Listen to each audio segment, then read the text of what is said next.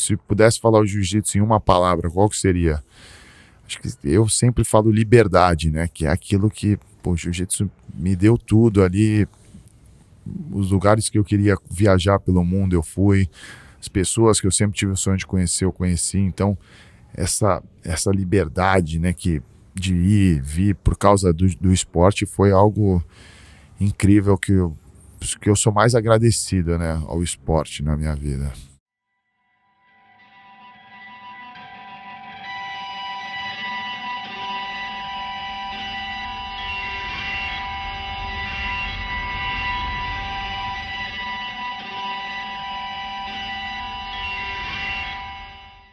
Xixo, irmão, Pô, muito obrigado aí.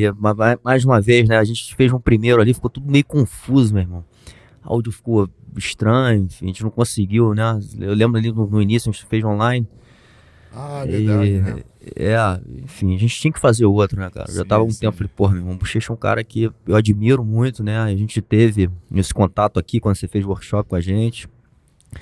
Sem esquecer também do Guigui, né, que fez Esse contato, essa ponte, né? a conexão ali, cara, e enfim, e eu acho que uma coisa que eu falo muito, né, o jiu-jitsu conecta as pessoas de uma maneira muito verdadeira, muito sincera, né, cara, e a gente leva as pessoas pro resto da vida, né. A gente tava falando um pouco disso até aqui, eu mencionei algumas pessoas que até através dessa conversa, né, depois a gente continuou aí, né, numa relação de troca, né, de troca de informação, enfim, às vezes quando viaja para o país da pessoa, onde ela tá, enfim, vai visitar. Então, assim, eu acho que isso é uma outra ferramenta que o jiu-jitsu, né, ele consegue, e é um lado muito humano, né, de conexão, né, e talvez muito importante também, né, porque é aquilo que a gente fala muito, né, assim, independente das crenças, né, independente da classe social, o jiu-jitsu conecta de uma forma muito sincera, muito verdadeira. Então, sou muito grato aí, meu irmão, por ter te conhecido também, né? E por a gente ter se conectado de alguma forma e ter mantido essa nossa conexão até hoje. E, como eu falei, sou um grande fã seu, irmão. Pô, obrigado. Prazer estar aqui contigo, né? Como você falou, eu tinha até esquecido, né? Foi durante a pandemia que a gente teve essa É conversa. verdade. Mas eu lembro, pô, muito bem daquele dia no tatame, a galera aqui, o Gordo também, né? Tava aí, mostrei as posições dele. Esses dias eu tava olhando até as fotos, ficaram maneiras naquele dia. E pena que o Guigui não tava, que fez essa ponte aí, mas Pois é. como você falou, né? A própria galera do surf mesmo, assim, eu conheci muita gente por causa dele, né? Por causa do Guigui, né? Sim. Então, na verdade, eu conheci ele no campeonato de surf, porque o Kelly Slater me convidou para ir no campeonato. Cheguei lá na área VIP dela, ele tava lá. Pô, faz jiu-jitsu também. Assim que eu conheci ele, falei que tinha um sonho de ir pro Havaí. Ele falou, vamos comigo. Então eu falei, vou mesmo, hein? Aí acabei indo e, puta, ali comecei a conhecer todo mundo, né? Hoje em dia, a galera toda, descobri que a galera toda do surf faz jiu-jitsu, então criou essa conexão ainda maior, né? Porque pô, a galera tudo me conhecia, eu não tinha nem ideia de que os surfistas praticavam jiu-jitsu. Então, pô, isso foi um link muito maneiro que aconteceu, né? Na minha vida ali com a galera do surf, né? Sim, cara. E você sabe, eu até puxo essa conversa, né? O surf, ele teve uma relação com o jiu-jitsu, né? Com certeza. Lá atrás, né? Inclusive com os Gracie, inclusive na família Gracie, né? Muitos deles surfam. E eu acho que a gente se conectou a um estilo de vida, né? Muito quando veio aqui pro Rio, principalmente, né? Que hoje a gente exporta pro mundo, né? Mesmo quem não tem tanto acesso assim a esse lado, eu acho que de alguma forma absorve, né? Esse lado, né? Que o surf teve essa contribuição, né? Quando começou a misturar essa galera do surf com jiu-jitsu e vice-versa, né? Eu acho que tem tudo a ver, né? Uma coisa completa a outra, né? Sim. Eu mesmo gostaria de saber surfar melhor, mas é algo que sempre que eu posso é uma válvula de escape. Eu gosto de estar ali fora do tatame, fora da academia, né? Sim. Com a natureza, remando, fazendo esporte diferente. Então acho que isso me ajuda muito, né? Não sei se me ajuda no treino, em si, mas eu acho que psicologicamente me ajuda demais, né? Fazer uma viagem, para chegar num lugar maneiro do surfar, vai ter que fazer uma viagem, né? Vai ter que se desconectar, vai ter que sair da academia. Então eu acho isso muito importante dessa forma, né? Estar em contato com a natureza, estar ali, pô, prestando atenção. Então eu acho que me ajuda muito nesse sentido, né? Sim. Você falou assim, você não sabe se tem uma relação, né, com treino mesmo, com jiu-jitsu, mas na parte de performance, de repente, né? Mas eu vou te falar, cara, até conversei, eu tava comentando isso com alguém esses dias aqui num treino. A gente fala muito isso, né? Assim, você quer evoluir no gás, no jiu-jitsu, é treinar jiu-jitsu, né? Obviamente, um trabalho de musculação, fortalecimento, é importante também, né? Mas o que vai te dar o flow, né, do jiu-jitsu ali, pra você, porra, ganhar um condicionamento, eu acho que é o treino de jiu-jitsu com a consistência. Tempo de tatame, né? Mas assim, uma coisa que eu sempre senti, cara, sempre quando a gente trazia pra treinar ou começar a treinar um cara que era do surf, ele pegava rápido e ele já tinha um gás além dos outros, assim, sabe? Assim, de outros esportes. Você pega, sei lá, um triatleta, você pega um cara de musculação, você pega um cara de qualquer outro esporte. Eu sinto que a galera tem mais dificuldade, sente muito no gás, porque às vezes esses caras são atletas, né? Que, porra, acha que vai ter o gás e ele morre rápido. Outro dia mesmo, veio um cara aqui, porra, atleta olímpico de natação, o cara, porra, rapidamente o cara ficou cansado. Então acho que o surf, eu não sei, né? Mas eu posso estar enganado, mas é uma coisa que eu senti. E até quando você tá falando do Kelly Slater, né, cara? Eu acho que ele foi importante até pro nosso negócio aqui. Porque foi quando ele veio aqui pro dojo treinar com a gente. E ele deu um treino, eu lembro assim, ele deu um treino com um amigo meu, Felipe Gama, e depois ele deu um treino comigo de 10 minutos. Meu irmão. E o cara não treina, nem trava treinando, né? O cara tava competindo no circuito. No meio do campeonato. Né? Eu lembro do JD falando assim, meu irmão, vai muito leve com ele. Eu falei, porra, óbvio, né? Se o cara tinha competição no dia seguinte. E eu fui, mas ele, cara, ele fez uma... Não, competitiva, ele botou uma pressão, cara, ele veio com tudo. Enfim, e ele é, porra, meu irmão, o cara é um atleta. Mas eu senti que ele sentiu no dia seguinte, inclusive ele não falou isso, mas eu vi uma entrevista dele no dia seguinte, ele perdeu a bateria, ele falou que tava meio fora, meio desconectado, tudo mais, enfim. Mas tô falando isso tudo porque, assim, esse negócio todo meu aqui começou quando ele veio aqui, cara, e me deu abriu essa minha cabeça pra falar o seguinte, porra, meu irmão, eu quero fazer um negócio a chance com jiu-jitsu, teve, né, de trocar uma ideia ali com ele. E esses caras, né? E eu vi muito esse nicho assim, porra, não precisa ser só a galera do jiu-jitsu, né? Pra competir. Eu acho que tem aí a gente pode usar o jiu-jitsu na sua totalidade. Isso que eu vivenciei na minha vida. Não fui um grande competidor, um grande atleta, por mais que eu tenha competido. Né, eu tive uma vida profissional muito intensa, mas eu entendi que o jiu-jitsu, meu irmão, foi muito importante em vários aspectos na minha vida. Fala galera, são mais de 30 anos de jiu-jitsu, 25 anos competindo em alto nível. Hoje trago para você, em português, pro Brasil, a guarda diamante. Tá na hora de evoluir, resistir à pressão e se transformar na melhor versão de você mesmo. Ouça.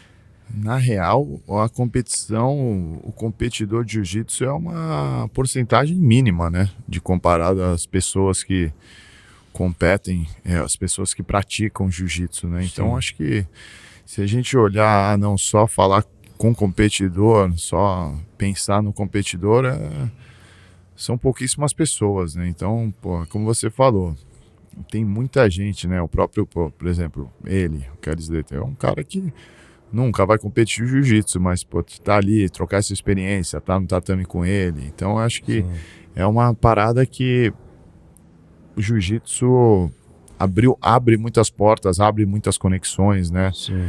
Eu, pô, o cara sempre foi o meu maior ídolo. Nunca achei que eu ia conhecer ele, né, quando eu era pequeno. E por causa do jiu-jitsu, ele e o BJ Penn, né? Então, por causa do jiu-jitsu, acabei conhecendo os dois. Então, foram os primeiros, assim, que marcou, né? Pô, cara, conheci esses dois aí, que eu sempre cresci assistindo. Depois disso, eu fui conhecendo todo mundo, né? Só através do esporte. Então, eu acho que isso é algo que muitas vezes me põe, pô, se pudesse falar o jiu-jitsu em uma palavra, qual que seria? Acho que eu sempre falo liberdade, né? Que é aquilo que, pô, o jiu-jitsu me deu tudo ali. Os lugares que eu queria viajar pelo mundo, eu fui. As pessoas que eu sempre tive o sonho de conhecer, eu conheci. Então, essa liberdade, né? De ir, vir por causa do esporte foi algo incrível que eu sou mais agradecido, né? Ao esporte na minha vida. Não, legal, e até nesse teu caso, né, cara, acho que não foi nem só conhecer, eles também te considerando um ídolo, né, cara? Assim, eles te reconhecendo muito como uma pessoa especial, assim, então acho que isso, assim, no teu caso, muito legal, né, porque, porra, o teu ídolo também te acha um ídolo, né, cara? E ele fala muito, eu já vi ele falando de você, assim, então, porra, eu me tornei, porque além de conhecer, eu me tornei amigo, né, então acho que foi algo que... Mas quando eu conheci ele, eu ainda não era o bochecha que eu me tornei hoje, né, no esporte. Sim. Então acho que foi muito maneiro. Hoje em dia, assim, muitas vezes eu vou conhecer alguém que eu quero e a pessoa já me conhece. Então isso é muito gratificante, né, esse reconhecimento. Então, mas ele na época, acho que foi 2012, 2013 na verdade, depois do meu segundo título mundial. Então foi algo bem marcante, né? Hoje, graças a Deus, consegui conquistar muita coisa na minha carreira e muitas pessoas me conhecem por causa disso, mas muitas pessoas também por outras, né? É um cara gente boa, é um cara que não é só ser o campeão, né? Acho que no final das contas não é só isso que importa, né? Pô, não é, cara. Eu acho que você, assim, de novo, eu te admiro muito pelo todo, né, cara? Não é só um atleta, né? Acho que toda a sua energia, né? Enfim, várias coisas que você fez, a gente pode até falar de algumas aqui que eu lembro, assim, foi muito importante, inclusive para representar o esporte de maneira muito positiva, né? Porque a gente também, voltando um pouco para a história, a gente passou por momentos difíceis, né, cara? O jiu-jitsu era mal visto, né? O começo, né, dele foi um pouco mal visto, né? Sim. Vamos dizer assim, que foi um mal necessário, né, da forma de impor ele para mostrar eficiência, né, antigamente, mas demorou um pouco para limpar essa imagem, né? Até hoje o lutador tem aquele estereotipo de brigão, né? Então a primeira coisa, um lutador, né? Um cara brigão, é um cara mal educado, então não é isso, né? Já mudou isso há anos, né? Então... eu acho que você foi um cara que começou a limpar, assim, você foi de uma geração que começou a limpar, né? Eu lembro que, pô, com meus adversários, meus maiores rivais na minha carreira, sempre fui amigo, sempre me dei bem. Lutava com o cara no domingo, no sábado eu tava ali trocando ideia, comendo junto. Pois é, então... isso já era uma mudança, porque não era assim, cara. Eu lembro que eu era muito criticado, né? Até meu professor mesmo na época criticava e não gostava, mas eu sempre fui um cara que era o que eu queria fazer ali, não tava algo forçado, tava do jeito que a gente está conversando aqui, eu conversava com meus adversários e eu era criticado, mas eu entrava por um ouvido e saía pelo outro, né? Tanto que anos depois eu via a galera que me criticava fazendo a mesma coisa, né? Então acho que mudou, não é porque você vai lutar com o teu adversário que tu precisa ser inimigo dele, né? Sim. E eu nunca nem imaginei esse negócio de trash talking, de ficar falando besteira um do outro, então foi algo bem natural. Então, conquistei muitos amigos, né, no tatame, muitos deles também lutando contra, então acho que foi natural, né? Não foi algo que eu pensei, enfim. Então, mas é aquilo, né? Um negócio que eu penso daqui a pouco vai ter outro Bochecha, né? Eu logo mais, aliás, já meio que me aposentei do kimono, então naturalmente vai ser alguém vai assumir esse posto, né? Mas o que eu acho que o mais importante é tudo que eu conquistei durante isso, né? Não só Sim. os títulos, mas, pô, cada lugar que eu fui no mundo, eu dei um seminário, eu tenho o convite para voltar para ser a mesma academia, né? Então, eu acho Legal. que e muitos das pessoas eu me tornei amigo, né? Então, pô, a qualquer lugar do mundo que eu vou, eu tenho uma casa, eu tenho um teto, eu tenho um amigo. Então, acho que isso aí foi algo que eu nunca esperei, né? Mas e eu tenho. Então, por isso que eu penso, a galera que hoje em dia acha porque um título, uma medalha, o dinheiro vai fazer alguma diferença, não vai, né? Porque no final do dia Sim. vai todo mundo pro mesmo lugar, né? Então, acho que o que a gente conquista durante esse processo, durante essa jornada, o título é o de menos, né? Sim, exatamente. E até falando aí um pouco da sua história, né? Como até a gente estava conversando aqui um pouco, né, cara, antes. Eu acho que muito desse trabalho aqui, quando eu comecei a fazer, né, cara, entender que por trás de um grande cara de sucesso, né, seja lá qual for o sucesso, às vezes, como você falou, não é só ser um campeão, mas sucesso também está muito ligado para mim à liberdade, como você falou, né, a liberdade de você viver o que você quer, o que você escolheu viver, né, de uma forma feliz. É muito importante, às vezes, a gente entender, cara, porque ontem mesmo eu fiz deixei um corte ali do Cauã falando aqui, né, no dojo, depois de um treino nosso. Porque às vezes as pessoas já acham que chegar naquele ponto é fácil, né, cara? E a gente é cheio de escolhas ao longo do caminho, né, cara? E escolhas às vezes difíceis, né? E eu acho que toda essa galera que chega a um ponto, esse ponto de sucesso, esse ponto de liberdade, passou por vários momentos ali, desafios na vida, né? E que teve que fazer escolhas, ou teve que ser forte, ou teve que, botar a disciplina em primeiro lugar. Então, assim, acho que são ensinamentos da vida, né, cara? Eu acho que o jiu-jitsu também, de novo, ajuda muito nisso, né? Porque em vários momentos a gente traz pra dentro de si, assim, né, cara? E vai em cima dos nossos princípios, que essa nossa formação marcial acho que nos deu, né? E ajuda, né, nessas decisões, né? No que é certo, no que é errado, enfim. Então, falando um pouco da sua história, né, cara, assim, no teu começo no jiu-jitsu, né, eu lembro, assim, um pouco da tua história, isso não era uma coisa que você gostava muito de fazer, né? Não, eu acho que isso que você falou é verdade, né?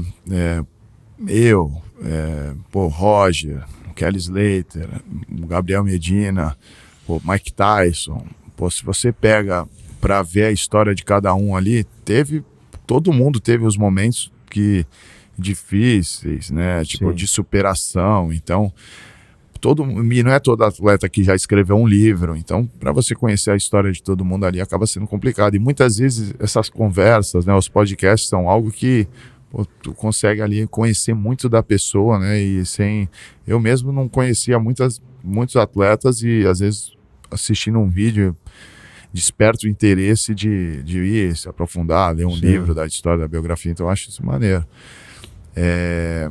Como você falou, né?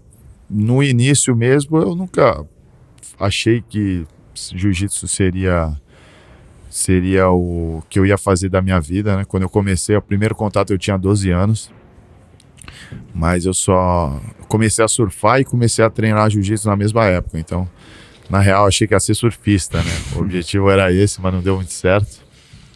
E por volta dos 15 anos, eu lembro que dos 12 aos 15 eu ia uma vez na semana, duas, sabe? Mais porque eu era arrastado ali pelo meu pai, né? Arrastado de uma forma assim, ele pilhava, eu sabia que era um momento que eu ia estar com a minha irmã, com meu pai, então eu até ia, mas não era uma paixão, nada. Então, com 15 anos, eu lembro que foi onde deu o clique mesmo e eu comecei a decidir que eu queria saber o que era o sentimento da competição, o que era se dedicar, Foi aí Sim. que eu comecei a treinar realmente de verdade, né? Então, minha família nunca teve tradição no esporte, não tinha o porquê ali o Bochecha ser quem ele se tornou, né? Então foi algo que realmente ninguém nunca apostaria isso, né? É difícil, né? Eu fico imaginando, né, cara? Porque, assim, às vezes quando a gente não tá num grande centro, né, de São Paulo, Rio de Janeiro, treinando com os melhores, né? A gente fala assim, pô, será que eu consigo, né? Será que eu tenho as ferramentas pra chegar lá, né? E até nível mundial, né, meu irmão? Pô, você chegou a nível mundial máximo, né? Então, assim, porra, é difícil imaginar, né? Por isso que, como eu imagino, né, citando, por exemplo, a família Gracie, você nasceu Sim. com o sobrenome Gracie, automaticamente já tem uma pressão ali, uma cobrança Sim. que, né, talvez seja naturalmente. Então, isso deve ser algo, né, bom, de certa forma, mas também ruim pela pressão, né? Então, Exatamente. eu já vi a Kira falando sobre isso, Kira eu já fala. vi o próprio Roger falando sobre no isso. caso da Kira, meu irmão, porra, ela sendo mulher, então, ela fala da pressão a galera fala assim, mulher não pode, né? Assim, tipo, porra. Exatamente. Então, isso aí tem uma coisa boa ali de você já estar na família, de ter a tradição e tal, mas, por outro lado, tem muito essa da pressão, né? Então, minha família, o sobrenome Almeida não existia, né, no jiu-jitsu. Então, eu fui lá e coloquei esse nome aí. Então, quando alguém for falar de jiu-jitsu aí, eu consegui conquistar algo que até então vão ter que falar para sempre, né? Porque eu fui o que mais conquistei título mundial, né? Então, foi algo que eu não esperava, meu pai não esperava e aconteceu, né? Então, por isso que quando eu vejo uma criança, um atleta que quer, mas tá difícil, eu falo, meu, se eu conseguir, dá, entendeu? Lógico que não vai ser um caminho fácil que todo mundo acha, vai ser bem difícil, mas no final das contas depende de você, né? E foi o que eu consegui.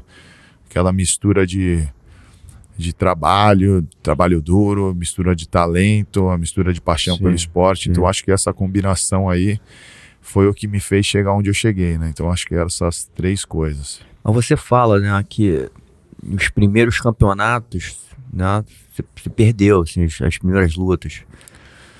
E, porra, isso aí fica tudo mais difícil, né? Porque você se questiona, né?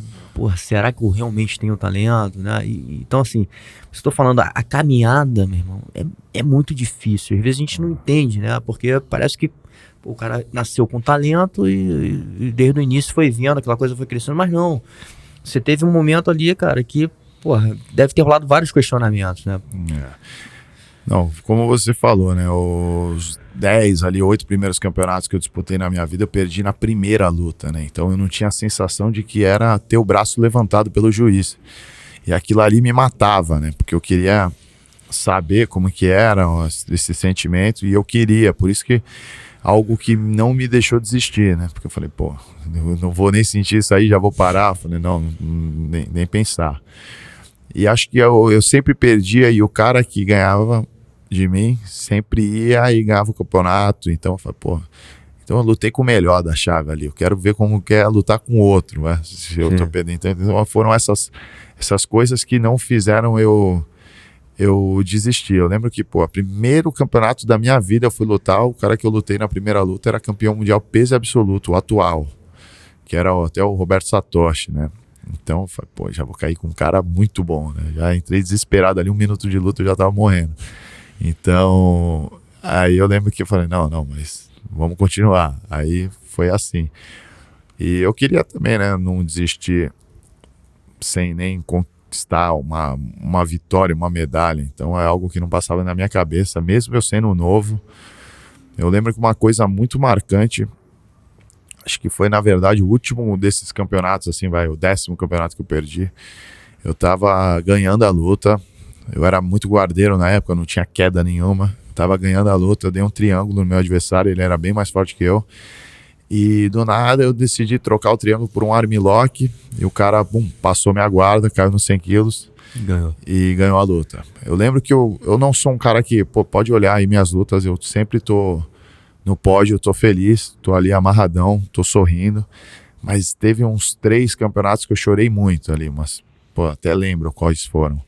E chorei muito, e esse foi um dos que eu chorei, né, de eu ficar triste. E lembro que eu sentei na arquibancada ali do lado do meu professor, o Teco Shinzato, na época. Falei, não, isso aí não é pra mim, chega, eu não aguento mais, só perco, não sou bom. Ele falou, então, você pode ser o fraco e desistir, ou você pode aparecer segundo na academia e treinar mais. Falou aquilo ali na frente de todo mundo, né, todos meus amigos, companheiros de treino. Falei, pô, não quero ser o fraco, né? Não quero, se eu não aparecer na academia, eu me dei esse título mesmo.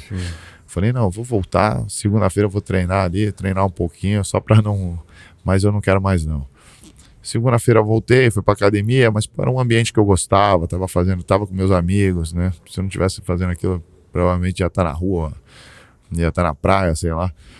E...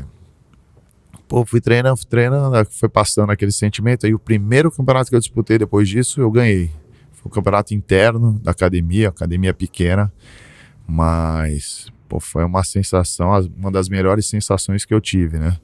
Eu lembro que eu tinha, 16 anos, lutei contra eu esqueci o nome do cara, o cara tinha uns 35 anos, já era mais velho, mas era faixa azul também. E Betão, o nome do cara do Guarujá. E ganhei dele, pô, eu lembro que eu fiz uma raspagem ali, finalizei na final. E foi uma sensação muito boa, né? Eu falei, pô, então que bom, né? Que eu persisti ali, não desisti. E foi a primeira grande mudança, né? 16 anos, faixa azul, mas foi algo que marcou a minha vida. E eu tive a mesma sensação de faixa preta também, né? Então eu perdi o primeiro mundial de faixa preta, ganhei tudo nas faixas coloridas, peso absoluto. Chegou no primeiro mundial, perdi na final, decisão do árbitro. Eu falei, pô, será que eu sou isso mesmo, né? Será que esse fenômeno todo aí que eu era, na hora que importa, eu perdi? Então, pô, como é que eu vou viver? Eu apostei tudo no plano A, né? Sim. No jiu-jitsu. E, pô, se não der certo, e se eu não for esse campeão todo? E se eu não...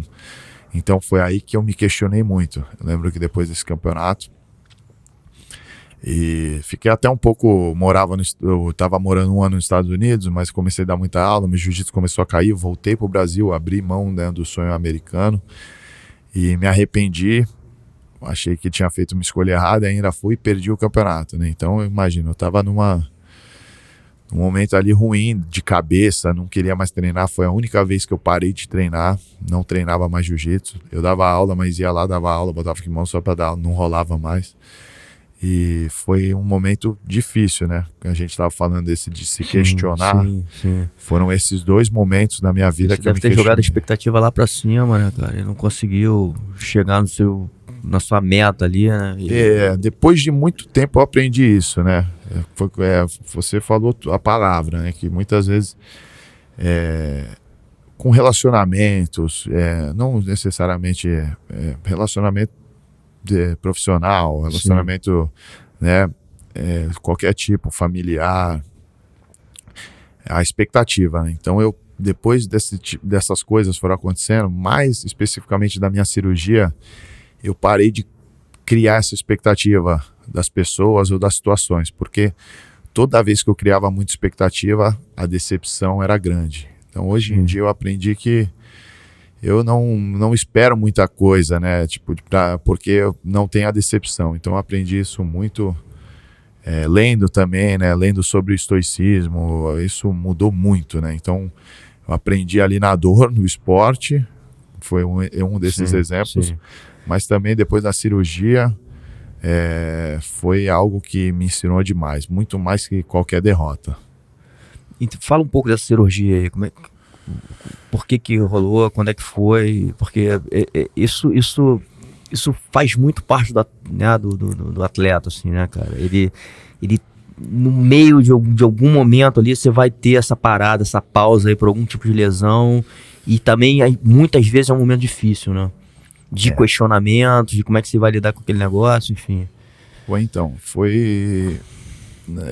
aproveitando, até falando desse momento que eu perdi o Mundial de Preta, fiquei depressivo ali, então eu lembro que a motivação voltou não foi por um motivo muito nobre, né? Eu lembro que ia ter um campeonato em Brasília que valia um carro, 0 quilômetro. Era 20 anos, tinha uma bis, né, no Brasil, aqui. Sim. E, pô, pra dar um rolezinho, pra levar a gatinha no cinema ali, não tinha nenhum carro. Então, quando eu vi esse campeonato anunciando um carro, eu falei, pô, eu vou treinar pra ganhar esse carro, né? Então, apareceu essa motivação. No ano anterior, o Rodolfo tinha ganho um campeonato, o absoluto, tinha ganho um Palio.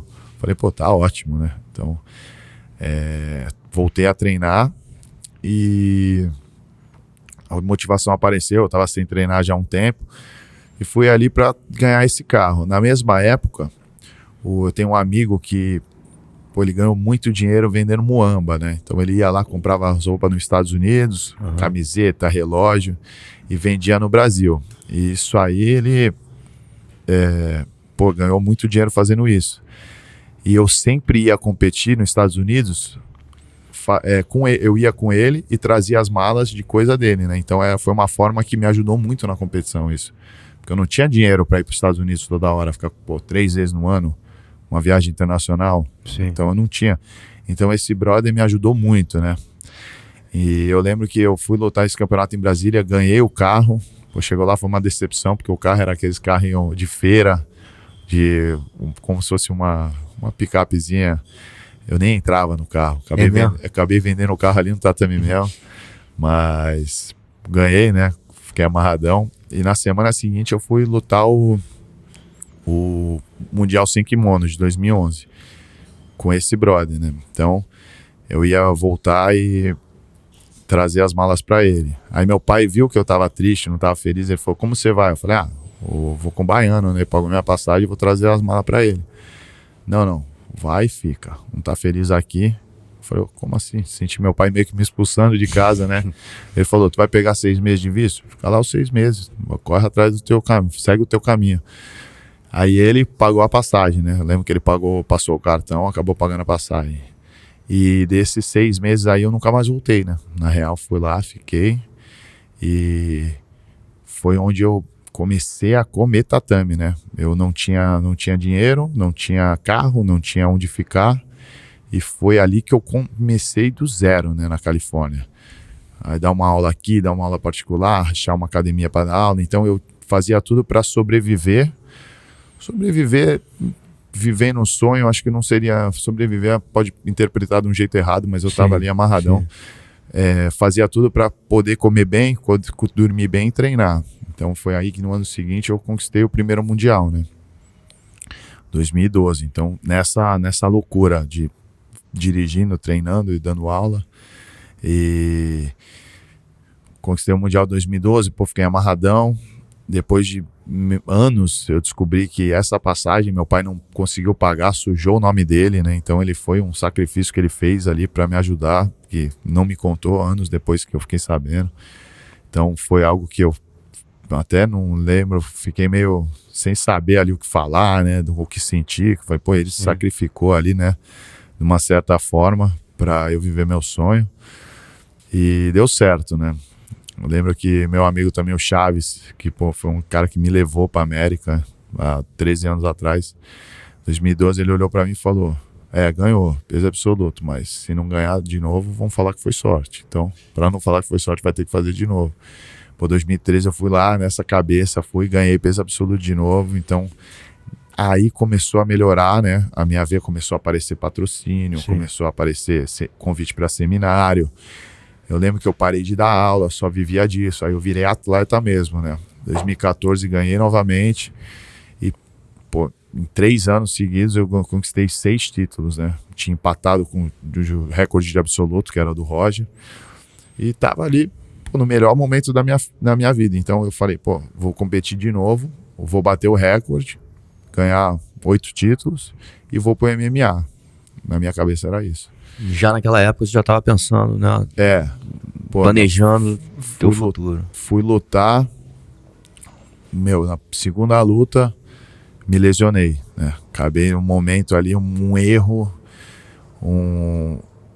acho que foi por uma certa arrogância ali, que eu olhei no relógio, faltava 30 segundos, 28 segundos, e na minha cabeça eu tava ganhando a luta, né? Era só se eu ficasse parado ali eu ia ganhar. Eu já estava ganhando, então eu botei aquele que eu tinha muito isso, né, de não, 30 segundos ainda dá para finalizar, aquela forma de... Sim. Mas eu acho que foi isso que, né, Exatamente. fez ser quem eu sou. Então, sim.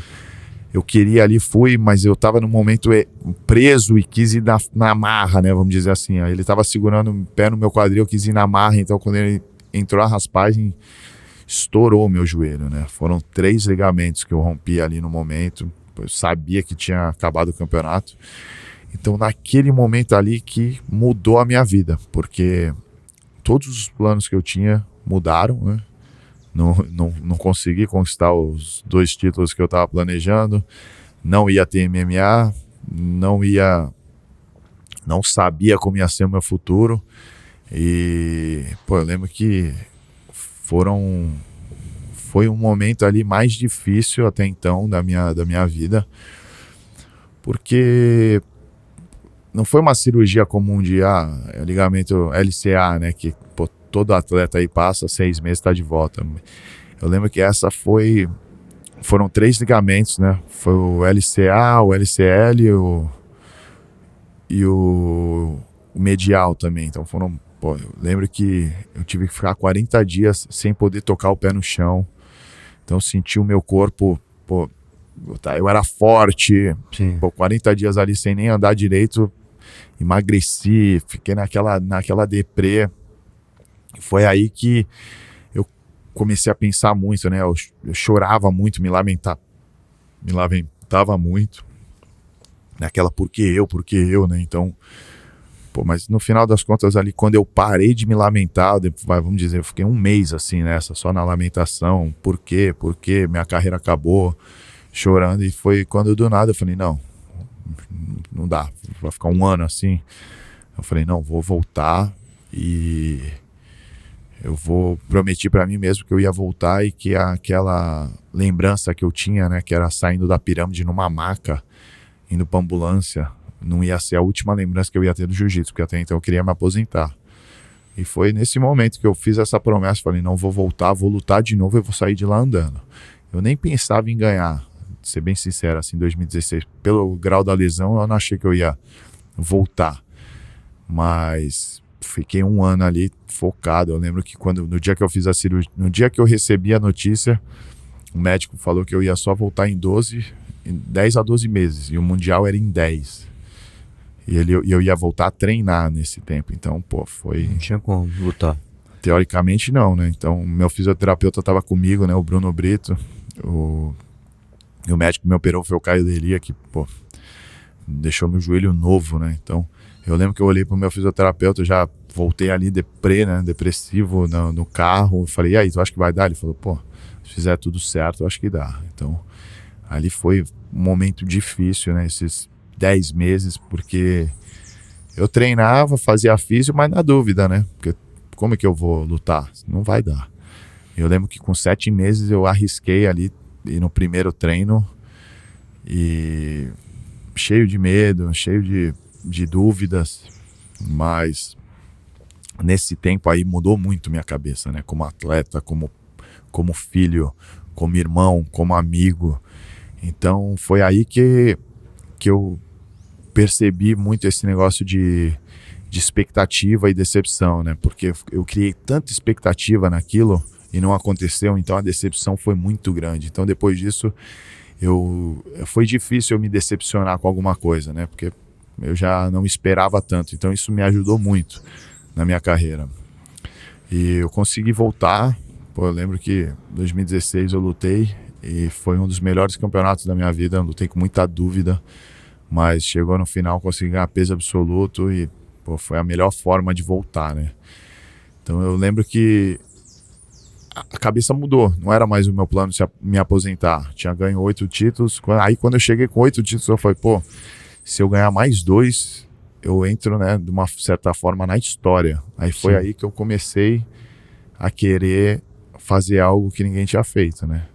Então essa motivação eu lembro que você perguntou, você pensava em chegar tão longe? Não, foi aí que eu comecei a pensar, né? Então lembro que muitas vezes pessoas me perguntavam, qual é o seu objetivo, o que te motiva, né? Pô, eu quero ser o melhor, eu quero isso. Mas eu lembro que depois disso tudo, depois desse título, eu lembro que uma entrevista, o repórter me perguntou isso e a resposta veio do nada e eu senti que foi verdadeira ali. Eu falei, pô, eu quero fazer algo que nunca foi feito, que ninguém fez no mundo, né? Eu quero ser alguém falar meu nome e vai ser aquilo. Pô, esse cara aqui fez o que ninguém fez. Eu falei, pô, é isso que eu quero, isso que me motiva, eu vou fazer. Aí foi aí que daí que surgiu do querer ser o maior, né, campeão da história. Então lutei, conquistei mais 2 títulos, empatei até então. E aí depois que veio essa motivação de treinar para isso, né? Foi acho que em 2018 eu conquistei mais um título e já passei, né? Então, pô, tava ali amarradão e falei, pô, mas eu tô tão bem, tô me sentindo tão bem, tô na minha melhor fase. Eu falei, vou lutar em 2019. Aí, acho que 2019, não, acho que foi 2019, foi o último ano. E conquistei mais 2 títulos, né? Então acho que aí complicou ainda mais aí quem quiser quebrar esse recorde, né? Mas foi vai isso. Ser brabo, né? Quebrar, né? Mas foi algo natural, né? Eu lembro que você tinha perguntado antes, sim, no começo da conversa, se eu achava que ia ser. Pô, eu não achava. Você foi construindo, né, cara, ao longo do caminho e muito, muito legal a história, porque você vê, né, ela tem vários no meio dela, você se questiona, você acha que não dá e tem algumas coisas. Eu acho até legal falar, assim, quando você começou a falar, cara, eu fiquei até, emocionado aqui, assim, a questão do teu pai também, né, a importância que ele teve na tua vida, né. Com certeza. De acreditar, né. Porra, muito, né, cara, e às vezes é aquilo, né, cara, nossos pais fazem por nós coisas que a gente, meu irmão, nem imagina. Né? Às vezes a gente olha e o cara tá botando a vida dele, assim, porra, tá se endividando. E a gente nem sabe, né? Tanto que foi um sentimento estranho, né? Quando eu descobri, e foi aquilo ali, não tinha o que fazer, né? Já tinha feito e... Claro que eu fiquei agradecido ali, fiquei feliz, mas ao mesmo tempo triste, né? De falar, cara, o sacrifício, né? Tudo... Mas, pô, graças a Deus, eu não sei, quando eu olho para trás isso, não é algo que, né, que eu tenho orgulho de falar, pô, mas graças a Deus, hoje em dia, eu vivo numa situação boa, né, financeiramente, pô, ajudo eles, né, hoje em dia, pô, me tornei americano, né, se eu olhar para trás 20 anos, falar que um dia eu ia ter um passaporte americano, tipo, eu ia poder ajudar meus pais. Hoje em dia meu pai tá morando comigo lá na Flórida, entendeu? Legal. Tá, pô, amarradão. Minha mãe também tá indo para lá, então, pô, isso que eu de certa forma, né, ver que tudo valeu a pena, né? Que ele deu um tiro no escuro ali que poderia ter dado certo como deu, mas as chances de dar errado era muito maior, né? De ele se endividar ali, ou ir lá tomar um couro no campeonato, voltar. Exatamente. E a vida que segue, né? E até entendendo até um pouco do antes, né, cara? Ele teve uma importância muito grande em fazer você treinar, né? Assim, em te incentivar. Parece que pegou a faixa preta junto com você, né? Então, assim, foi um grande incentivador, né? De te manter ali vivo num negócio que talvez até não só pensando... E como a gente falou na parte como atleta, mas a importância que aquilo ali de repente traria para sua vida como pessoa, cara, né? De você ter aquela formação marcial, né? Cara, isso aí foi algo que eu tive muita sorte, né? De meus pais incentivarem muito, né? Eu lembro que eu cheguei já, a primeira vez que eu ganhei o campeonato mundial, ganhei peso absoluto, faixa roxa, cheguei num jantar de família lá, um almoço de família. Pô, ele ganhou, meus pais amarradão, falando, pô, ele foi campeão mundial. Mas e aí, ele ganhou quanto de dinheiro? Não ganhou dinheiro.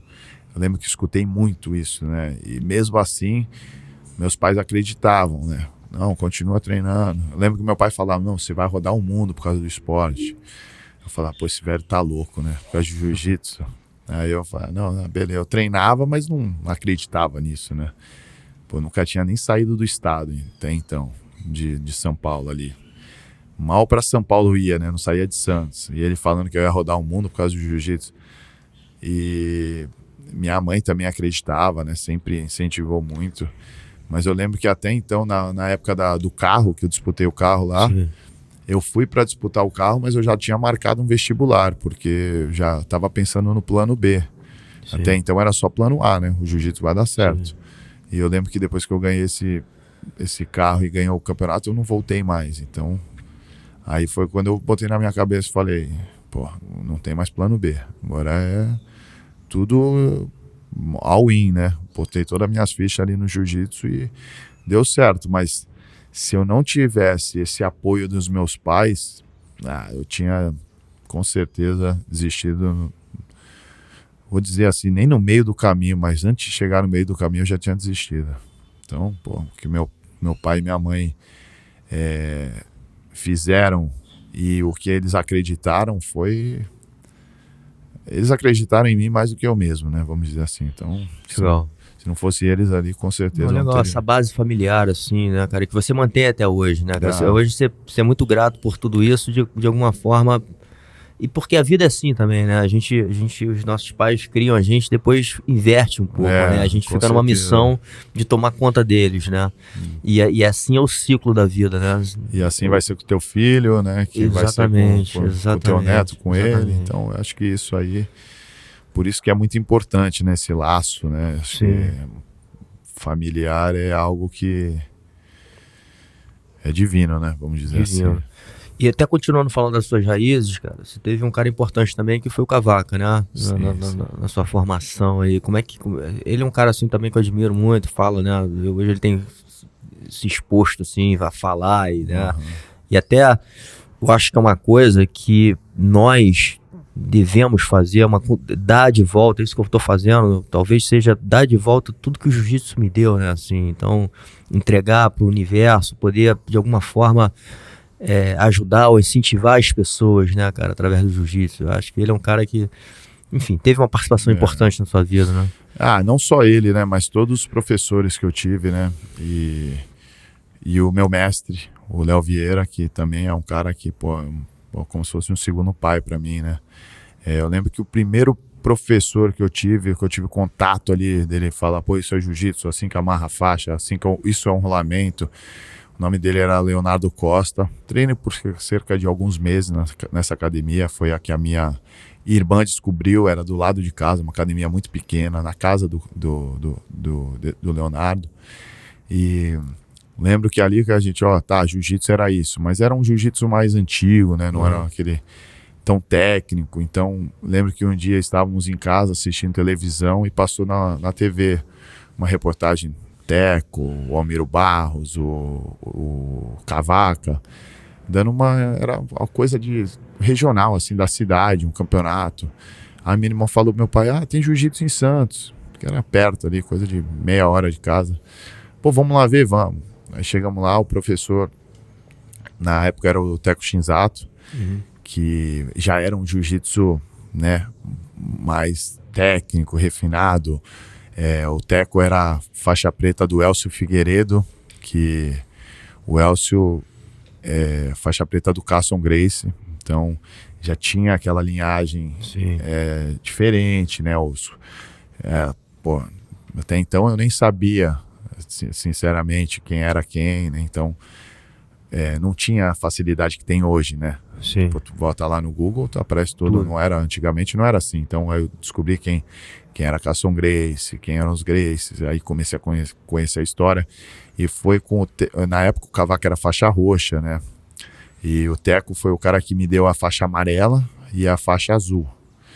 E quando eu tinha 17 anos foi onde teve o racha ali da integração, né? Que é o nome da equipe, onde o líder era o Elcio Figueiredo. E teve o racha ali onde o Cavaca saiu para treinar com o Léo Vieira.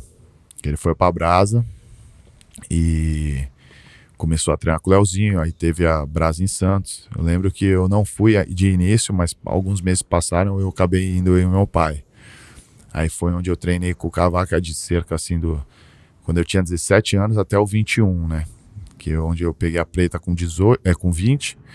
E com 21 eu já fui para os Estados Unidos e fiquei, nunca mais voltei. Então eu treinei com ele ali 4 anos, que peguei a faixa roxa, a marrom e a preta do Cavaca.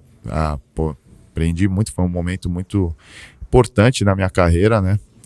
E depois disso, não vou dizer que assim foi meu professor, né? Mas foi um cara que, se não fosse ele, eu não estaria na Califórnia, que foi o Lucas Leite.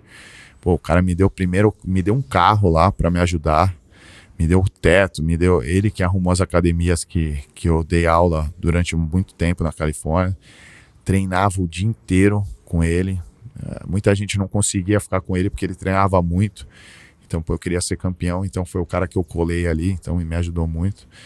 E um ano depois o Leozinho também se mudou para Califórnia, né? Então de 2013 até hoje, pô, exatamente 10 anos, que é o meu mestre, né? Que é o que, pô, foi comigo na minha estreia no MMA.